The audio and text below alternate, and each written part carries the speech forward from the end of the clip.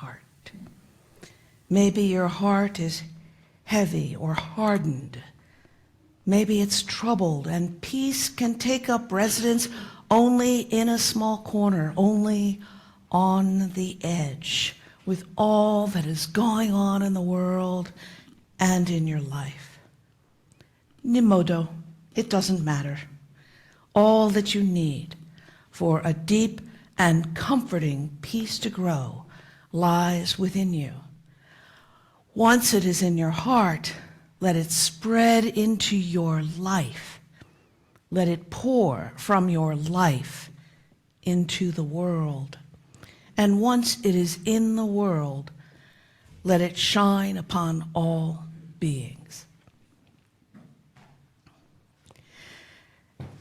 And now let's rise in body or spirit as we sing hymn number 1009, Meditation on Breathing. We'll sing this through twice, Ami. Oh, did you have a different plan? Okay, follow the band. And you may rise if you feel better singing that way, or remain seated if that's more comfortable for you. There are three parts. There's the drone, which Tom and I will sing, and it goes like this. I don't need it.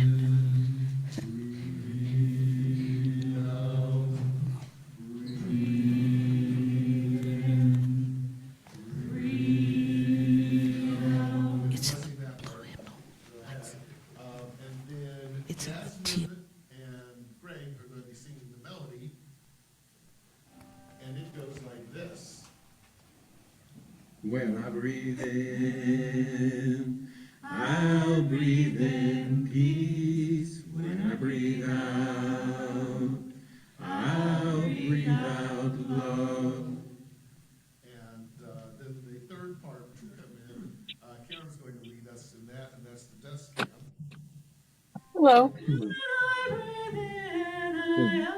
All right. We got American red starts out here in the woods today.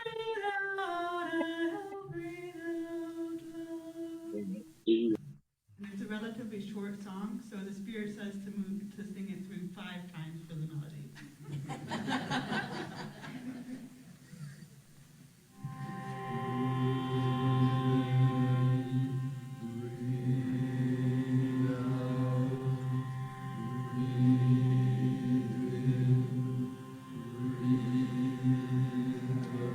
When I breathe in, I'll breathe in peace. When I breathe out, I'll breathe out love. When I breathe in, I'll breathe in peace. When I breathe out, I'll breathe out love. When I breathe in, I'll breathe in peace. When I breathe out, I'll breathe out love. When I breathe in, I'll breathe in peace. When I breathe out, I'll breathe out love. When I breathe in, I'll breathe in peace. When I breathe out, I'll breathe out love.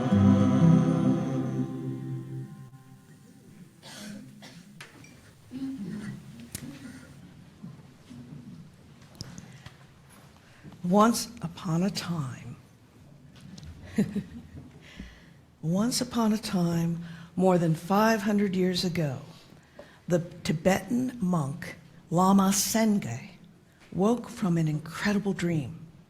In his dream, he'd heard a voice unlike any human voice he had heard before. It was low, like the growl of a wild bull, and yet at the same time, it seemed to ring out high and pure, like a child singing. A voice with 2 sounds, and yet coming from a single person. And in the dream, that person was Lama Senge himself.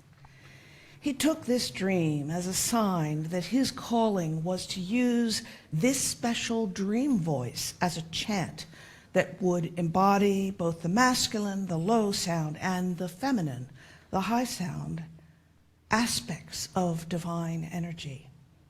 He believed that if he used this style of chanting and taught it to others, he would help people unite masculine and feminine energies in harmony with a web of human consciousness. The chant itself is a form of prayer. For example, a prayer of blessing, a prayer of dedication, a prayer of healing. People who have heard these deep, throaty Tibetan chants known as jokei, or any other forms of throat singing, for there are others, say the sound is akin to a foghorn. At first, at least for many Westerners, it can almost be a little bit scary or unsettling. But after listening a little bit longer, it's possible to notice that there's a lot going on. The sound seems to unfold and grow, and there are multiple tones. As the Tibetan monks chant it, the chant is often called the one-voice chord. The chanting monk hits a low harmonic note that is 2 octaves below middle C, and then another one that is 1 octave below middle C, and finally, a harmonic note that is the D sharp above middle C.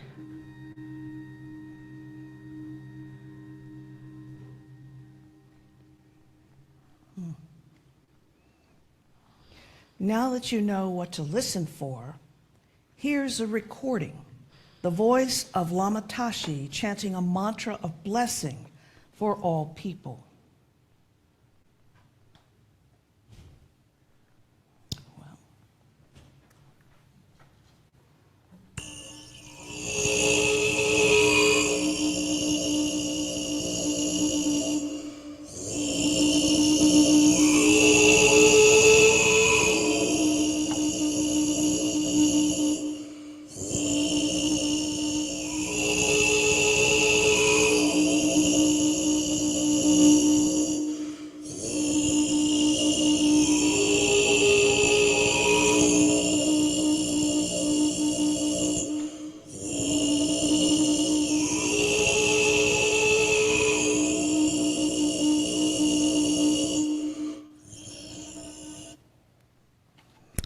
Throat singing has fascinated many people over the years, including anthropologists and historians and university professors of music.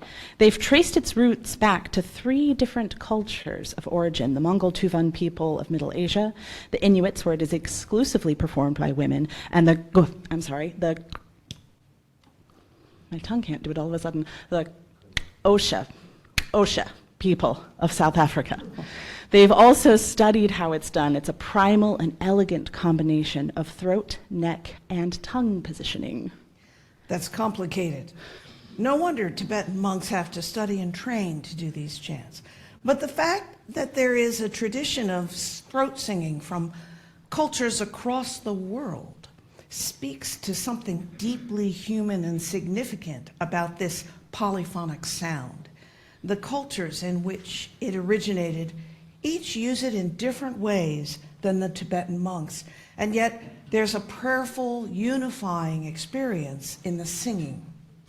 It's as though these ancient cultures understood something we've only recently begun to prove with medical studies. To chant in this one-voice chord requires slow, deep breathing, which we now understand helps to decrease anxiety, lower blood pressure, and produce a calmer mental state. So especially in the way that the Tibetan monks use the polyphonic singing in their chanting, it's not just a musical marvel, it's also genuinely transformative. So, shall we try it? So, you're going to take a deep breath. You're going to try and straighten up your back, open up your chest cavity as much as possible. And you're going to try to extend your neck a little bit. You want as much space for that sound to resonate in you, okay? And then when I point, you're going to try your very deepest Om, Okay, we're just going to keep this very simple. And we're going to do one side and then the other, and you breathe when you need to breathe. Just remember to do it slowly and intentionally, and listen closely to the tones you hear around you, okay? So we're going to start with this side. Everybody deep breath.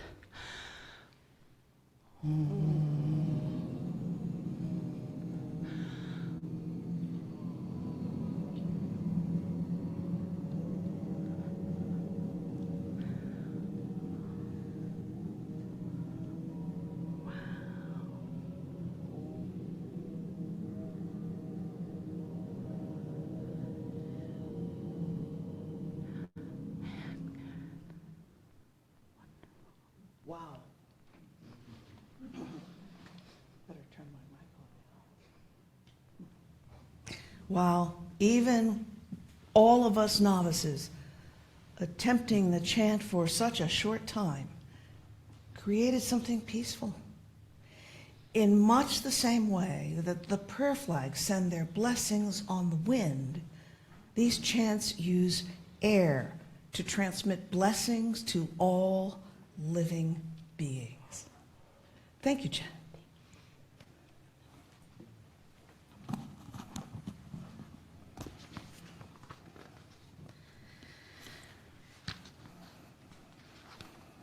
Everybody breathe while I'm catching up.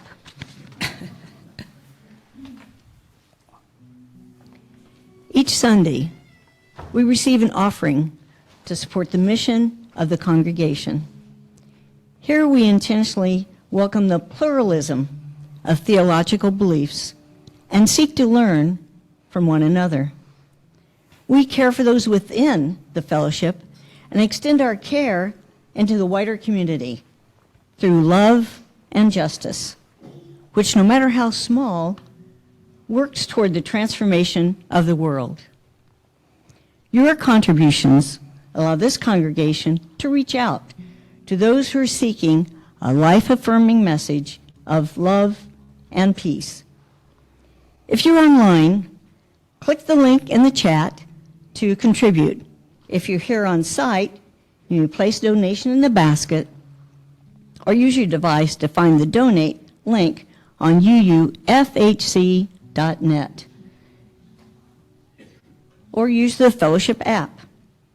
Whatever method of giving you choose, your generosity helps grow a healthier, more joyful UU community, and with keeping in our religious heritage to draw the circle a little bit wider.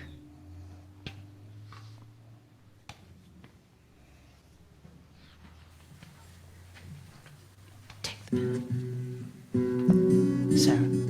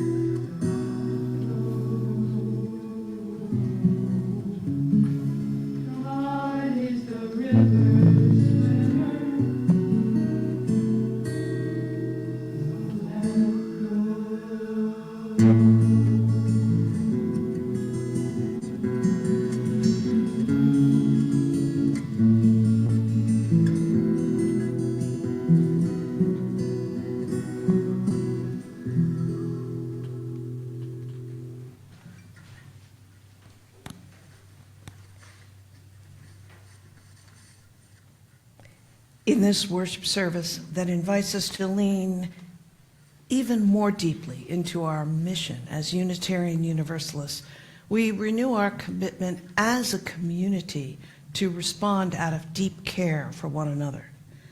Now is the time to share briefly a joy, a sorrow, a gratitude, something you carry deeply in your heart this morning.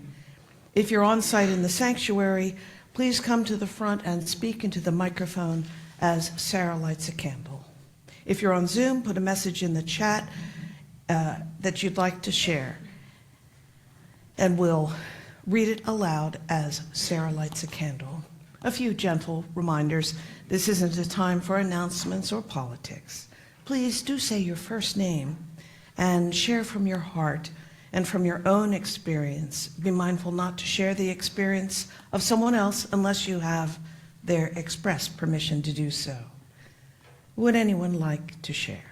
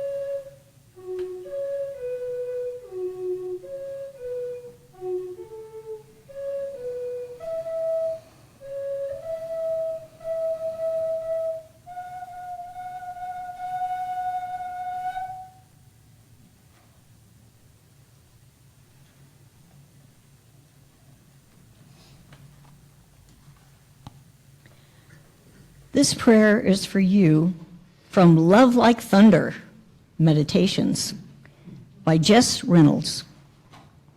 This prayer is for you. Yes, you. You with the mud-caked dreams and thistle-studded heart with Clearwater prayer is for you, that your path may wander by a stream to wash your feet in, and a stretch of flat stone to sun them dry.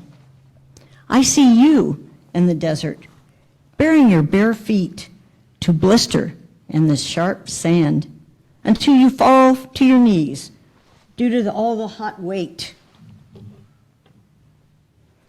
This bright wind prayer is for you, darling, that you might have branches to shade your face and one clean breath to fill your lungs. From the shore, I cannot see you because of the fog, but I hear you. I hear your sea shanties you sing that keep your heart beating. Beloved, I am singing too. Under the wide, thundering sky, I will find you.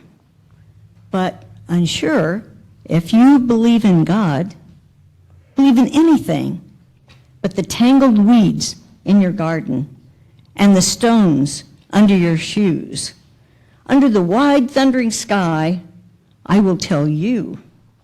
I will tell you. You are proof enough that great love is in the world. No matter the weather, you, yes, you.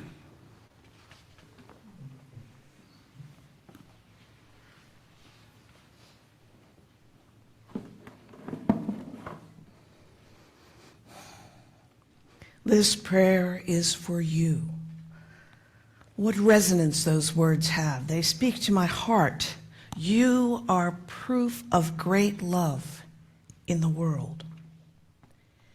When my daughter Jamie was 5 years old, she sat on my lap telling me about her child's life. I was preoccupied with my adult concerns, probably making a mental to-do list and not paying attention. Jamie stopped talking.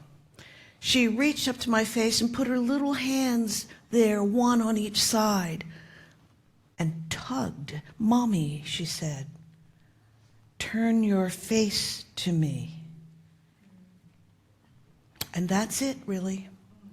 The simplest, most basic prayer. Turn your face to me. See me. Be present for me. This is what we need from parents and caregivers, from friends and lovers. It's this simple prayer, turn your face to me, that we hear in one of the world's oldest recorded prayers. It's this prayer for presence that's in the Jewish scriptures, the prayer that Moses taught to Aaron, the earliest biblical passage ever found in ancient artifacts. May the Lord bless you and keep you. The Lord make his face to shine upon you and be gracious unto you. The Lord turn his face to you and give you peace.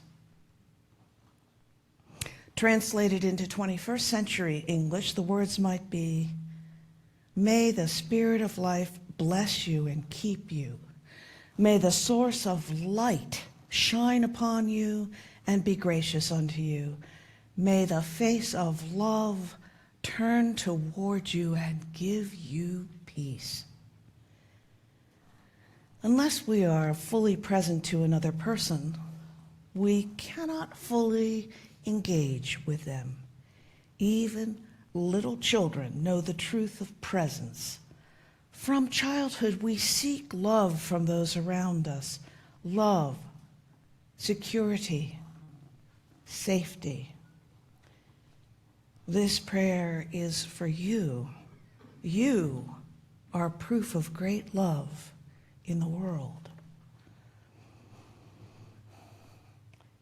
Just as human beings turn to one another for presence, just as much of religion springs from the human longing to experience the presence of something beyond the self, humanity also turns to the miracle of the natural world for an experience of awe, an experience of presence that is more than individual leaves on a tree. That's my form of spiritual solace and inspiration. I turn to nature for respite, for adventure, for the solitary beauty of wilderness, for forest and wind and water. And like many people who are drawn instinctively to the natural world, I find there an experience of awe. We could call it prayer. On my first solo visit to the Boundary Waters Canoe Wilderness area in northern Minnesota, where my campsite was the only one on an entire island in a lake reachable only by canoe. I first read Sigurd Olson's book, The Singing Wilderness. Olson, born in 1899, spent much of his adult life in the wilderness, and for more than 30 years, Olson was a wilderness guide in the very area where I was camping.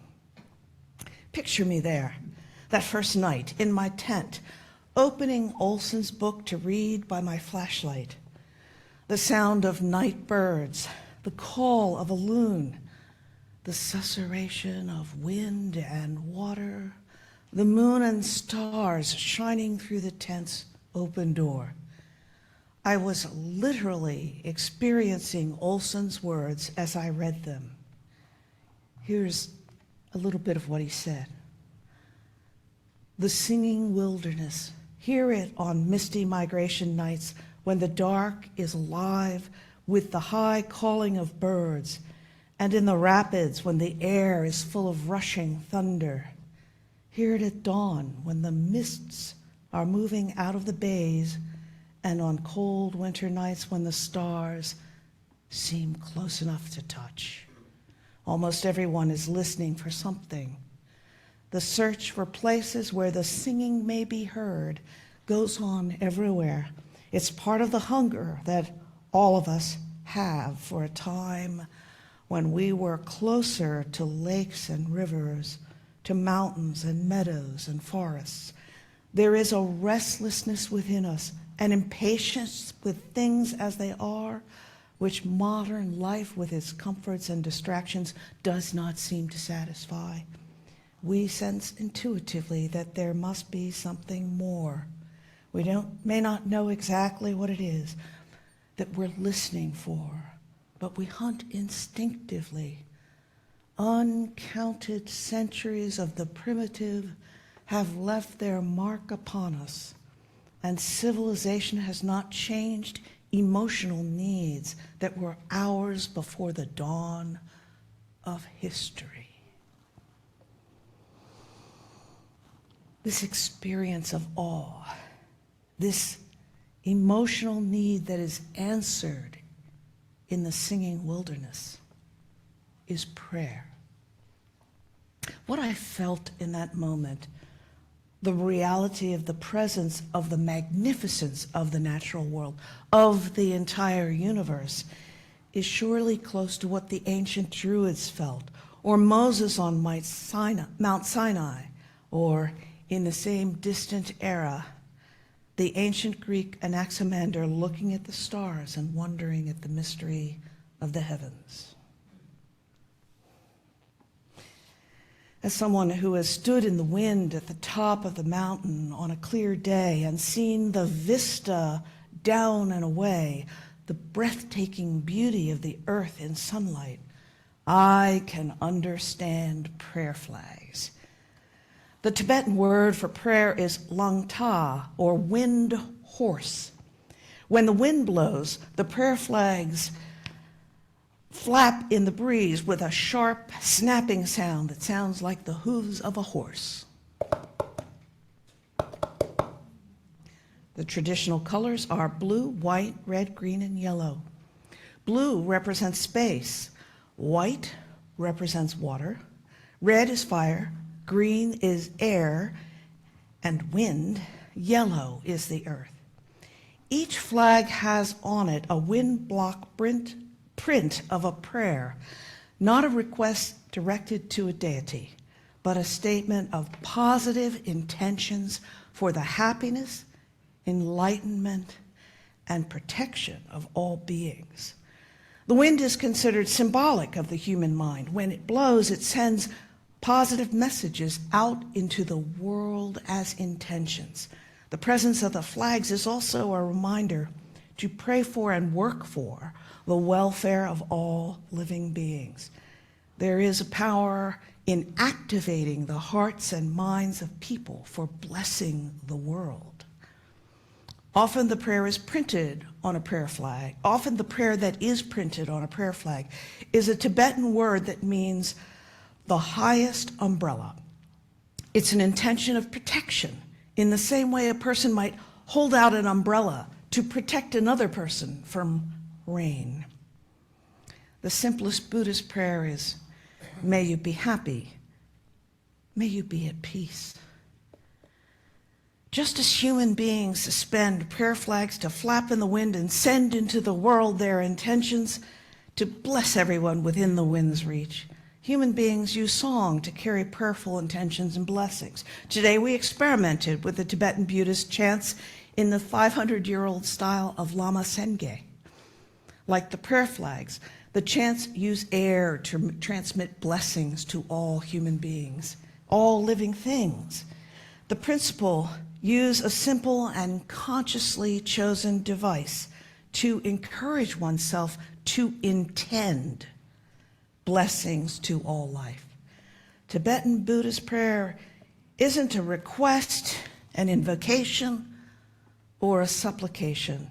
It's an intent, the intentional extension of goodwill to all, including those who do evil in the world. And like the prayer flag, the chant is a way to activate human hearts and minds so that we bless the world. Its vibrations ripple out saying, yes, I will turn my face to you. I will be present for you. The Dalai Lama spends hours in meditation each day.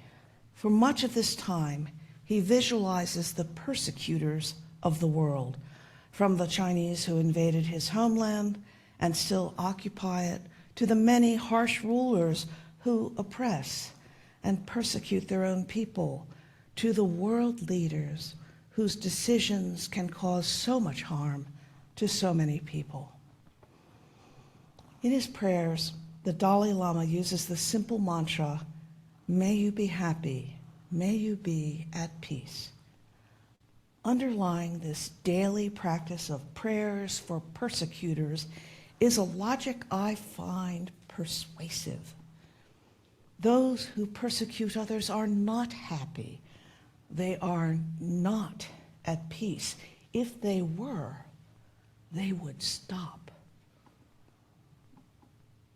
My good friend Karen Che has spent the last 30 years working with torturers to encourage them to stop what they do. She founded an organization, International Bridges to Justice, that works with governments around the world to encourage the rule of law and an end to torture. She has known people who tortured others as a regular job. She doesn't think there's much efficacy in telling torturers to stop. But, she says, there is efficacy in a prayer that they be happy, that they be at peace. She gives the prayer reality by being willing to sit with them and talk with them, human to human. Namaste, the spirit in me, truly seeing the spirit in the other. She believes that this intention transforms her in some deep way. And when she is transformed by this prayer, her presence somehow makes a difference. She has eaten meals with men who literally have others' blood on their clothing, asking them how they are and what they long for. A remarkable number have quit their jobs to find other work. So, sometimes prayer is a form of love. This idea isn't unique to Buddhism. We might take a moment to remember that the Buddhist tradition originated in northern India 5 centuries before the birth of Jesus of Nazareth, the Jew whose teachings became the foundations of Christianity. Jesus said, "Love your enemies and pray for those who persecute you." It's tempting to speculate, and this is the geek in me. Perhaps this itinerant Jewish prophet had encountered Buddhism and translated Buddhist ideas into Jewish teachings. But speculations aside, It's the instruction to pray for persecutors that makes this passage memorable. It's easy to extend goodwill to those we love, or to those we do not know but who are suffering from hardship. In those cases, it's easy to say, I'll keep you in my prayers, whatever form of prayer we may choose. But how often do we pray for persecutors, for enemies? The poet Wendell Berry, reflecting on evil in the world, says, there is no answer but loving one another, even our enemies. And this is hard. Yes, it is. Jesus also introduced to the Abrahamic tradition a very basic prayer of need and longing. It's often called the Lord's Prayer, and this is where I must mention that the idea of lordship is a concept based on human hierarchy. The word Lord refers to a hereditary position held only by males and available only if they have the right bloodline. It's a title consistent with the central idea that it's a title that is not consistent with the central idea of Unitarian Universalism, that every person is a person of worth, that every person should have a voice in decisions, that truth and wisdom may be found in people other than those born into a particular family or bloodline. So, when we search early Christian writings for clues about what Jesus thought and taught, we might reconsider the use of the title Lord as a reference to him. The prayer Jesus taught is grounded in the assumption of love that a parent has for a child. Think not our Father in heaven, but Mommy, turn your face to me. I once heard the son of a friend of mine run up to his Israeli parent and say, Abba, Abba, Daddy, Daddy.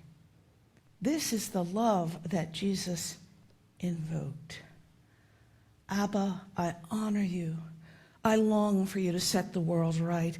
Give us each day the food we need. So far, a simple prayer of love and longing, a prayer that our basic needs will be met for love, for presence, for security, for food. And then the prayer turns to the deepest spiritual needs, forgiveness and forgiving.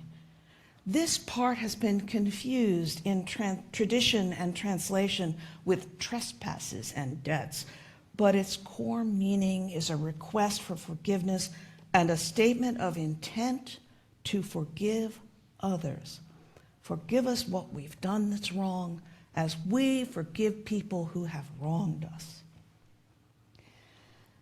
Eugene Peterson's translation gets at the meaning of this line better. He says, keep us forgiven with you and forgiving of others. Forgiven and forgiving. Forgiveness is what a child seeks from a loving parent. The capacity to forgive is what we learn when we're loved and forgiven. It's a simple recipe for spiritual wholeness to recognize that we and all other humans make mistakes and need forgiveness, need compassion and understanding and a chance to try again. The final line of this simple prayer, the real final line with all the forever and evers shorn away, is lead us not into temptation, or more simply, do not bring us to a time of testing.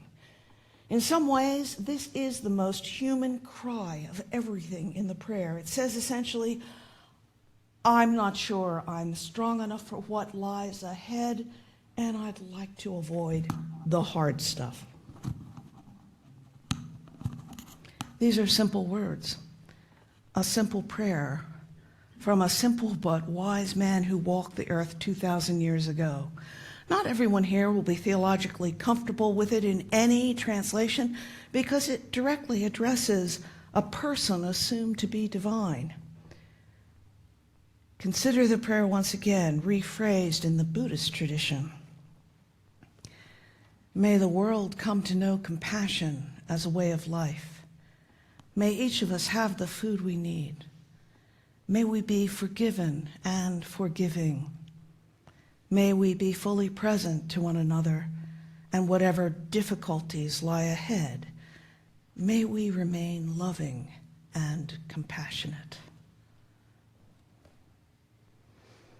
I'd like to share with you one final experience of prayer. It's from the physicist Carlo Rovelli. From his book of essays, There Are Places in the World Where Rules Are Less Important Than Kindness. The title essay relates his experience in an African mosque on a hot, dusty, exhausting day. He came into the shade and silence of the mosque feeling ostentatiously different and out of place, and was met with smiles and kindness. The interior of the mosque opens up before him. He says, there is just a large, serene space, a welcoming space, something human, terribly human, where the core of being human seems to be to gravitate toward the essential, the absolute. And suddenly it seems as if I have glimpsed for a moment something of the heart of this place. The laboring, impoverished, dusty, chaotic part of Africa conceals within itself, in a place that seems to me the most inaccessible, the calm dignity of these men, the wonder of this perfect space offered to humankind so that he can be fully himself and at peace with himself, as I have never found anywhere, profoundly at peace. And for a moment, Rovelli says, for a moment, despite being a full-fledged atheist with no hesitation, I feel I understand what it means for so many people to abandon themselves to the total omnipotence of a God who is not a father, but is the true and complete absolute. I leave with my own sense of serenity. Rovelli's experience in the mosque, his awe and his sense of the absolute, is to me so very like my own experience in the singing wilderness. Prayer, defined without narrow dogmatism, is whatever brings us serenity and loving presence. It is the experience of awe. It is the expression of an intention that activates the human heart and mind to love others. It is the air that we breathe and the breath of life, the wind that sends prayer flags flapping and clapping with the wish that everyone, even persecutors, find happiness and peace. Prayer is as simple and basic as the individual human longing for a loving presence. It is at the same time the willingness to give presence, love, and sustenance to others. Perhaps prayer is that simple. Perhaps prayer is that profound. This prayer is for you. And now let's rise as is comfortable to sing hymn number 16 in the gray hymnal, "'Tis a Gift to Be Simple." And I think we'll go through this twice. Is that all right? Okay. Very good.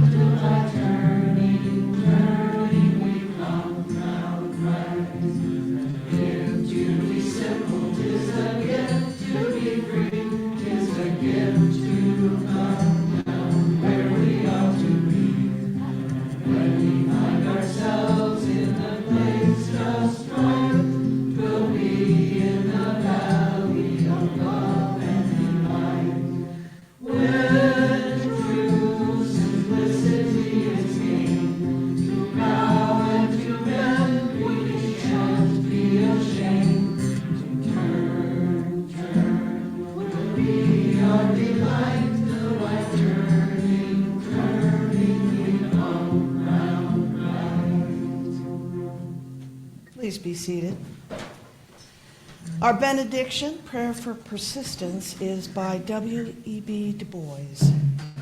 The prayer of our souls is a petition for persistence, not for the one good deed, one single thought, but deed on deed and thought on thought, until day calling unto day shall make a life worth living. Now we extinguish this chalice, but not the light of truth, the warmth of community, or the fire of commitment. These are in our hearts. They are the light we carry out into all the world.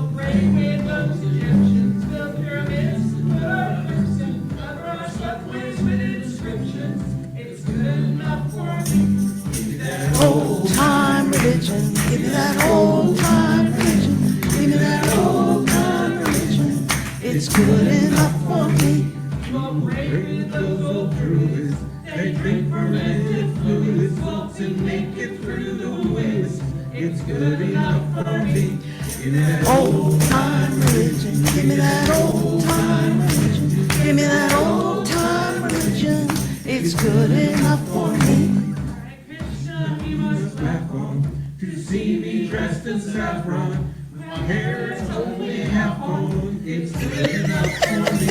Give me that old time religion. Give me that old time religion. It's good enough for me. I'm rise early morning when my Lord gives me the warning that the solar age is dawning. It's good enough for me. Give me that old time religion. Give me that old time religion. Give me that old time religion. It's good enough for me. Give me that old time religion. It's good enough for me.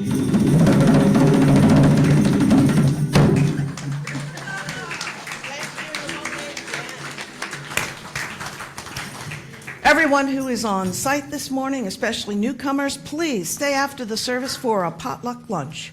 For everyone participating online, the Zoom will continue so that you can socialize with others who are also online. But before everyone starts moving, Sarah has a couple of announcements. Our potluck is usually on the second Sunday of the month, but last Sunday was Mother's Day. So today's potluck. Please stay. After potluck, we also have another round of faithful conversations, this time about proposed changes to Article 2 of the UUA bylaws. All right. And if you're not inclined to stay for that topic, consider staying just for the Faithful Conversations Circle. It's really encouraging and supportive. And now we have a message from Tricia. Each month, the Compassion team chooses a group or individual for those efforts we have reason to be grateful for. And Tricia is very grateful today with a flowing heart. Is this working? Yes. Okay. We The Compassion Care team. No? Just speak a little louder. Sometimes that makes a difference. Compassion Care team would like to recognize the outreach committee of our congregation. It's co-chaired by Maureen and Paul North, and you won't believe the list of things that they have going on simultaneously. For instance, Marge Calvert is in charge of the health and hygiene pantry, which will be set up in the parking lot, but we will be filling it, and it'll be ready for public use in a month or so. Lori Feldman did the school backpack drive. Maureen North does the sharing table several times a year. Erin Gallagher and Judy Walkley do silent witness. Kim Roberts does the monthly dinners at the homeless shelter on the 13th. Paul North did the Sark Christmas family. Mary Slade does the homeless cleaning supplies for the homeless shelter and Hartford Family House. 2 pages. Hazel Hopkins and Lori Feldman did the Thanksgiving meals for 5 Sark families. Marlene Lieb and Kathy Kraft did the Easter baskets for Anna's house. Mark Petragon helps with everything, and at the sharing table especially, and the homeless shelter, among other things. That's their committee, and we just want to give them the all of you who are part of this committee, thank you for your participation and all that you do.